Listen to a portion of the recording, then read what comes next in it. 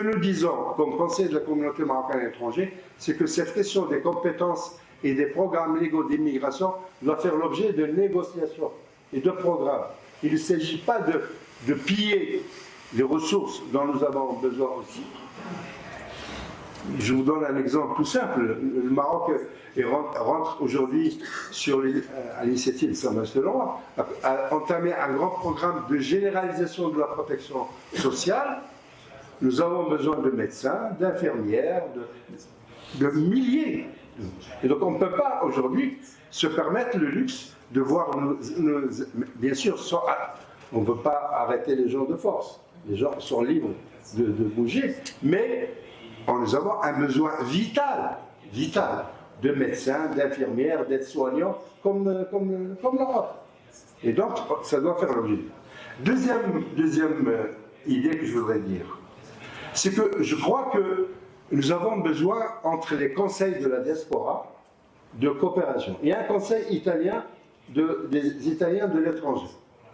Il y a plus de 10 ans, nous avons réuni ici à Rabat la première réunion internationale des conseils de la diaspora, parce que nous pensions à l'époque, mais nous pensons toujours, qu'on a besoin de coopération internationale sur ces questions migratoires. Nous voulons travailler là-dessus. Et enfin, c'est ma conclusion, je crois que nous avons besoin d'une alliance. Si nous voulons gagner cette bataille de la ratification, nous avons besoin d'une alliance pour la ratification. Cette alliance, bien évidemment, doit être animée, dirigée par les syndicats. Mais je pense, sincèrement, qu'elle doit intégrer d'autres forces et d'autres acteurs.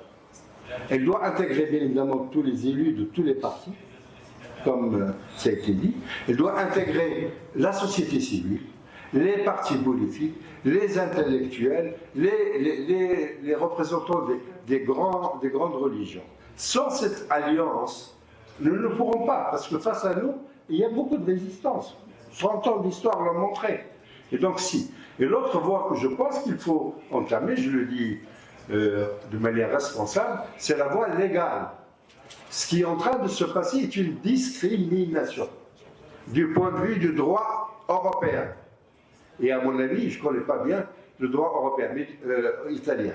Mais du point de vue du droit européen, c'est une discrimination avérée. C'est-à-dire une atteinte à un droit fondamental. En termes de droit, je suis un ancien militant des droits de l'homme, je connais un peu, j'ai travaillé sur les questions de discrimination en France, c'est une attitude discriminatoire qui doit être arrêtée, du point de vue du droit. للمزيد من المعلومات ما تنسوش تابونا وتفعلوا الجرس باش يوصلكم جديد لو سي تي في.